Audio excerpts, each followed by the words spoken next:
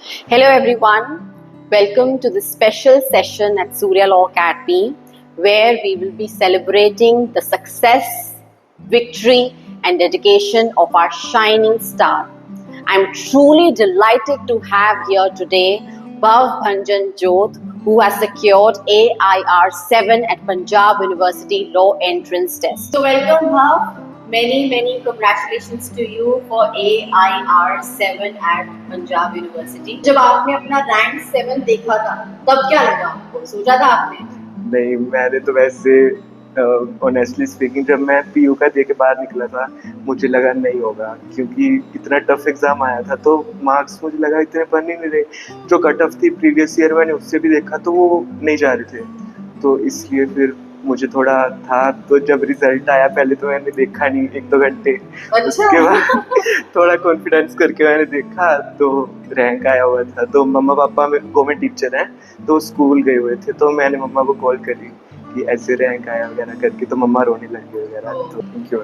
सबसे पहले आप मुझे बताओ कि आप कहाँ से हो और अपने बारे में थोड़ा सा बताओ। मेरा नाम भवभंजन जोत सिंह चाहल है, मैं गुरदासपुर से हूँ। मैंने अपनी सारी स्टडीज़ गुरदासपुर से ही करी है, 10th भी गुरदासपुर से, 12th भी वहीं से पंजाब बोर्ड से फिर मैंने करी थी, क्योंकि मैं डमी लिया था पंजाब बोर्ड में मैंने, और क्योंकि मैं पूरा अपना फोकस इधर पीयू में ही करना चाहता था अपनी लॉ स्टडीज़ पे।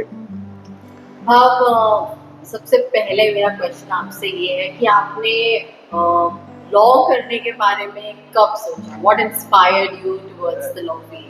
एक्चुअली मैं एक बार ऐसे यूट्यूब देख रहा था तो राम जेठमलानी जी की एक इंटरव्यू सजेस्ट आई मुझे फीड में, तो मैंने वो देखी तो उसने मुझे काफ़ी इंस्पायर करा था। तो रियल स्टोरी मेरी यही है, लॉ को अपना एज अ करियर परस्यू करने की। नहीं तो वैसे मैं नॉन मेडिकल लेता ऑनेस्टली स्पीकिंग। ओके। तो आपने ये डिसीजन लिया कौन सी क्लास में? 9th class. 9th क्लास में। और फिर आपने ये कब सोचा कि मुझे अभी कोचिंग की जरूरत पड़ेगी या मुझे कुछ एक्सटर्नल हेल्प चाहिए ऐसी? आफ्टर बोर्ड्स 10th के। 10th के बोर्ड्स के बाद। और आपको ऐसा लगा क्यों? क्योंकि मुझे था कि अगर प्रेपरेशन करनी है तो अपना फुल फोकस और अच्छे से प्रेपरेशन करके करूं, ताकि जो रिजल्ट है फिर वो भी अच्छा है मेरा। ओके। और आप जब कोचिंग सेंटर्स देख रहे थे तो आपके पैरामीटर्स क्या क्या थे? क्या चीजें आप चाह रहे थे कोचिंग इंस्टीट्यूट? मैंने काफ़ी सर्च करा था कोचिंग सेंटर्स के बारे में, पर जो मुझे था कि एक तो मॉक्स ज़्यादा से ज़्यादा ले कोचिंग सेंटर वाले, और दूसरा था कि जो टीचर्स हैं वो अच्छे मिले मुझे सबसे ज़्यादा टीचर्स का था। तो एक तो हाँ जी, एक तो सूर्य के बच्चे भी थे जो मेरे पहले फ्रेंड्स रह चुके थे, उन्होंने भी मुझे सजेस्ट करा था कि टीचर्स काफ़ी अच्छे हैं यहाँ पे, तो 1 साल तू ट्राई कर। तो इसलिए मैंने फिर वहाँ पे किया। ठीक है। अब मुझे ये बताओ कि जैसे बहुत सारे स्टूडेंट्स और पेरेंट्स उनके हमसे पूछते हैं कि हम कब स्टार्ट करें, 10th के बाद करें या हमारे लिए 1 year सफिशिएंट रहेगा? कुछ बच्चे ये भी होते हैं कि उनको ये होता है कि क्या क्रैश कोर्स से हम लोग पंजाब यूनिवर्सिटी निकाल सकते हैं?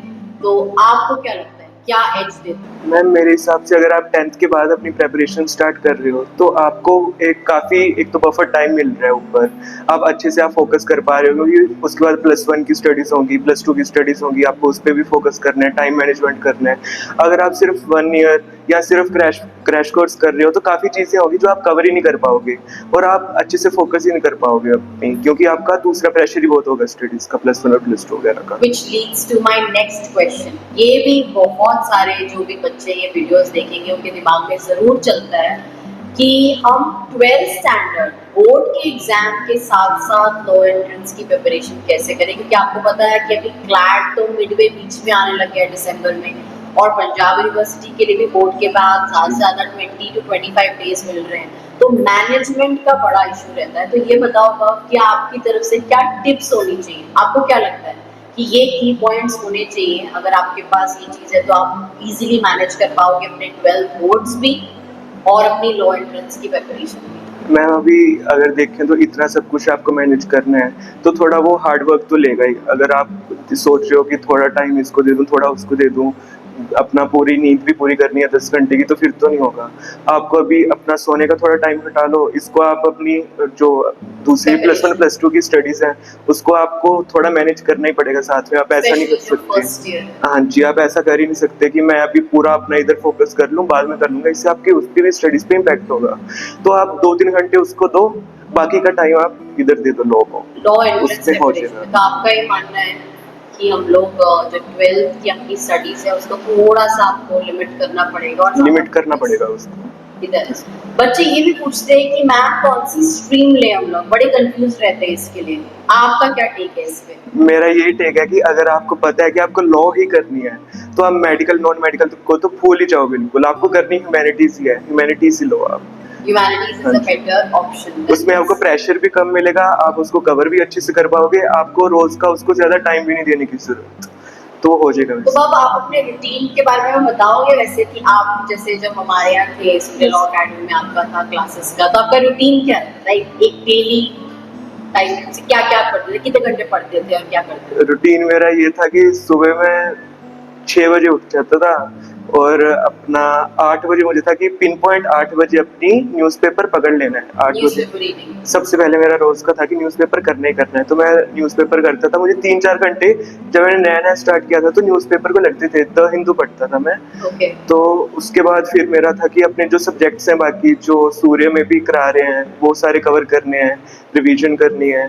और उसके बाद शाम को मुझे जो मैंने न्यूज़पेपर में से अपने थोड़े बहुत निकाले हैं इंपॉर्टेंट पॉइंट्स वो रिवाइज करने हैं। उसके बाद इंग्लिश की वोकैबुलरी रोज रात को सोने से पहले करता था मैं ओके, ये रिवाइज। फोकस करते थे। हाँ जी। और जब आप अपनी पूरी प्रिपरेशन कर रहे थे तो कौन सा सब्जेक्ट था जो आपको ट्रबल कर रहा था? सबसे ज्यादा वैसे मुझे ट्रबल कर रहा है DI में, डेटा इंटरप्रिटेशन में, यस।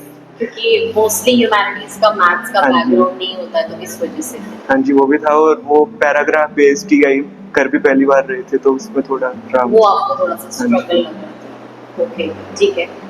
ये बताओ कि जैसे जो सूर्य लॉ अकेडमी में जो आपकी जर्नी रही, अगर उसको आपको सम अप करना हो या बात करनी हो उसके बारे में तो क्या बोलोगे? जब मैं सूर्य में नया-नया आया था तो मुझे याद है मेरा जैसे पहले बायोलॉजी का मैं ना 10th का एग्ज़ाम दिया था मैंने, लास्ट एग्ज़ाम था बायोलॉजी का।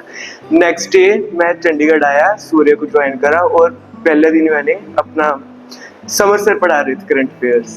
ओके। और मैं फर्स्ट बेंच मेरा खाली था तो मैं वहाँ पे चला गया और वो एंड तक मेरा फर्स्ट बेंच ही रहा है, वो सेम बेंच जिस दिन मैं यस, फर्स्ट ये डे तो आया मैं था, ये बिल्कुल आपने कहती हूँ देखा है। कि आप एक ऐसे स्टूडेंट हो जो डिसिप्लिन्ड और फुल्ली डेडिकेटेड और कमिटेड रहे और तभी हमें आज ये रिजल्ट मिला है। और जो मॉक्स वगैरह हुए हैं उसमें कभी नीचे कम मार्क्स आ गए, कभी ऊपर बढ़िया रह गया, तो ऐसा रहेगा। तो बस आपको अपना फोकस नहीं छोड़ना, अपना पूरा कंसंट्रेशन के साथ और कंसिस्टेंसी के साथ अपना करते रहना है। तो जैसे बाब आपका सिलेक्शन और भी जगह पे हुआ है, क्लैट है, स्लैट है और PU है, तो वाई पंजाब यूनिवर्सिटी, वो क्यों आपने ऑप्ट किया? मैम वैसे जो क्लैट का आपको पता ही है कि इसमें रिट्स वगैरह भी पड़ी हैं, तो अभी रिजल्ट इसका काफ़ी लेट आया, तो तब तक मैंने अपना पंजाब यूनिवर्सिटी का एग्ज़ाम भी दे रखा था और इसका रिजल्ट भी टाइम पे आ गया। तो जब मैंने देखा रैंक आया है रैंक 7, तो मुझे था कि अब रैंक वाला तो मैं छोड़ने नहीं लगा, चाहे उसमें हुआ है, पर उतना बढ़िया रैंक उसमें नहीं आया, मुझे रैंक खींच गया फिर इधर, मैं क्या रैंक में रैंक की इधर तरफ आप जाऊँगा। अट्रैक्ट हो, हाँ जी। चलो दैट्स आल्सो नाइस। तो जो बच्चे अभी 11th स्टैंडर्ड में हैं और 12th स्टैंडर्ड में हैं, जिन्होंने अभी दिसंबर का अटेम्प्ट देना है, PU का अटेम्प्ट देना है, उनके लिए आपके क्या टिप्स हैं? अगर आपको 3 टॉप टिप्स देनी हो उनको, तो वो क्या होगी? सबसे पहला कि रोज न्यूज़पेपर तो पढ़ना ही पढ़ना है, न्यूज़पेपर उससे बिना तो होगा ही नहीं। मैं कभी न्यूज़पेपर नहीं छोड़ा, रोज मेरा था कि न्यूज़पेपर तो पढ़ने पड़ेगा, संडे है मंडे है कुछ भी है न्यूज़पेपर पढ़ना है, वो था मेरा। और दूसरी टिप है कि अपनी जीके कवर करते रहो आप। और दूसरा मुझे DI ने तंग करा था तो DI पे थोड़ा फोकस तो कर यानी कि जो भी आपका वीक एरिया है उसको आइडेंटिफाई करो, उस पे वर्क हाँ करो, जी। न्यूज़पेपर रीडिंग एंड जीके आपके की एरियाज होने चाहिए, ठीक है। तो जैसे इस बार का जो पंजाब यूनिवर्सिटी का पेपर था वो बच्चों को काफी ज्यादा टफ लगा जी मैम। और उनको लगा कि बहुत ही अनप्रिडिक्टेबल पेपर था। आपको कैसा लगा वो एग्जाम? मुझे भी काफ़ी टफ लगना था। जब मैं बैठा देने, मैंने क्वेश्चन पेपर खोला, मैंने कहा यार ज़्यादा टफ आ गया। तो वो जीके काफ़ी उन्होंने वैसे लेवल की डाल रखी थी, तो मेरा था कि मुझे 50 क्वेश्चंस मुझे श्योर थे कि आते ही आते हैं। मैंने सबसे पहले अपने वो अटेम्प्ट कर लिए, उसके बाद जो बाकी 50 क्वेश्चंस थे उसमें से मैंने देखा मेरे 2 ऑप्शंस जिसमें 2 में डाउट है, वो कौन से हैं? मुझे था कि इतना टफ क्वेश्चन आया, बच्चे अटेम्प्ट कम करेंगे और वो एक्यूरेसी पे ज़्यादा फोकस करेंगे। चलो ठीक है, वैसे पेपर अच्छा था, वेल हाँ जी, मैंने सर्च। कैलकुलेटेड थोड़ा रिस्क ले लिया बस। और पीयू अब पैटर्न चेंज कर रहा है, हाँ जी। अच्छी चीज है। तो अब अगर सपोज कि कोई ऐसा बच्चा है जो सोच रहा है कि उसने खुद से तैयारी करनी है और कोचिंग नहीं लेनी, तो क्या क्या पॉसिबिलिटीज है उसके लिए? अगर आप सोच रहे हो कि आप बिना कोचिंग के कर रहे हो, तो ऐसा नहीं है कि आप कर नहीं सकते, आप कर सकते हो। बस उसमें ये है कि आपको फिर अपना अपने से पूरा अपना बेस्ट देना पड़ेगा। मतलब फिर हाँ, अपने से आपको सोर्स भी खुद ढूंढनी पड़ेगी। कंसंट्रेशन, वो अभी इंडिविजुअल पे डिपेंड करता है कि आप कितना अपने कंसंट्रेशन के साथ कर रहे हो। और कोचिंग सेंटर पे होता है तो क्या क्या एडवांटेजेस क्या होते हैं? उसकी है कि गाइडेंस सबसे बड़ी एडवांटेज है कि आपको गाइडेंस अच्छी मिल रही है। आपको पता है कि आपने फोकस क्या है आपका, और आप मेन पॉइंट्स पे सीधा डायरेक्ट फोकस कर रहे हो, कोई आलतू फालतू की आपने साइड से चीज़ें नहीं उठाई वगैरह करके। तो वो है उसका सबसे बड़ी एडवांटेज मेरे हिसाब वो से। ये कि आपको टीचर्स और मटेरियल और मॉक्स, सबसे बड़ी ये सारी एडवांटेज चीजें। यस। तो अब ये बताओ कि जब आप पूरी अपनी लॉ एंट्रेंस की प्रिपरेशन कर रहे थे, कौन सा ऐसा सब्जेक्ट था जो सबसे ज्यादा आपको इंटरेस्टिंग लगा और मजा आया पढ़ने में? मुझे सबसे ज़्यादा इंटरेस्टिंग वैसे लॉ लगा। और उसमें जो हमारे लॉ के टीचर थे वो इतना मतलब बढ़िया पढ़ाते थे, अच्छे से कराते थे। हर एक पिन पॉइंट चीज़, कोई भी चीज़ छोड़नी नहीं। एक जो टॉपिक है अगर उसे पकड़ लिया तो उसको 2 हफ्ते भी लग गए ना, पर अच्छे से बच्चों को करवाना है, वो था उनका भी। जल्दी तो करनी नहीं। तो वो था कि एक लॉ इतना बढ़िया से कवर था। अभी पंजाब यूनिवर्सिटी का भी दिया, काफ़ी बच्चे थे जिनको लॉ के क्वेश्चंस थे उनको नहीं कर पाए वो। तो वो मेरे पास एक अपर एडवांटेज रही है उससे। हाँ जी, इंग्लिश का भी काफ़ी अच्छा रहा सर। काफ़ी आपको गाइडेंस बढ़िया दे देंगे आपको। तो और सब्जेक्ट भी पढ़ा लेते हाँ जी, बाकी सब्जेक्ट्स भी आपको अच्छे से बता देंगे। अगर आपको किसी और सब्जेक्ट में डाउट है आप उनके पास लेके जा सकते हो। पर इंग्लिश में अगर मैं बोलूँ तो आपको ग्रामर बहुत अच्छे से सर करवाएंगे, वोकेबुलरी काफ़ी अच्छे से करवा देंगे, आपको सोर्सेज बता देंगे कहाँ से आपको कवर करनी है, कैसे करनी है, वो सारी आपको अच्छे से। एक्सपीरियंस हाँ के जी, साथ। बोल दे। करंट अफेयर्स काफ़ी अच्छे से सर ने कवर कराए हैं, और जो टॉपिक्स थे उनको काफ़ी डिटेल में कवर कराया है कि अगर कोई क्वेश्चन इधर उधर से आ भी जाता है, ज़रूरी नहीं है कि जो क्लास में कराए वही आएगा। और जो हमारी ऑनलाइन क्लास चलती थी भूपिंदर सर वाली, वो कैसी रही? वो भी काफ़ी अच्छी रही क्लास। उसमें से ये है कि जो आपके समराइज टॉपिक हो गए, बहुत ज़्यादा इंपॉर्टेंट टॉपिक्स हो गए, वो आप उससे कवर कर सकते थे। उसकी वो एडवांटेज थी। चलो ठीक है, आप अब रोल मॉडल लो सभी बच्चों के लिए। Thank you. Thank you so much for your time और अपना पूरा एक्सपीरियंस हमारे साथ शेयर करने के लिए। It was wonderful to have you in our academy.